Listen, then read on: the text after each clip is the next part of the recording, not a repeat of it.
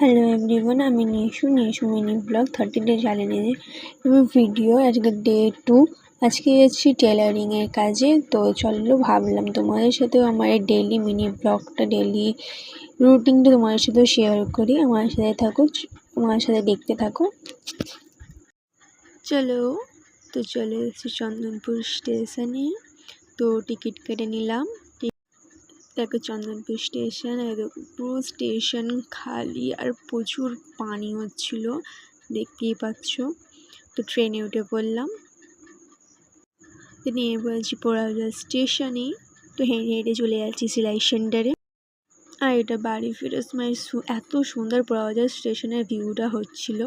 তো ট্রেনেও চলে এলো, দেখো। তো ট্রেনে উঠে পড়ে চলে এলো চন্দনপুর স্টেশনে। নেমে পড়েছি। এসে দেখছি এত পানি হচ্ছে এখানে। এসে দেখছি যে চন্দনপুর স্টেশনের গাড়িটা ছেড়ে দিল।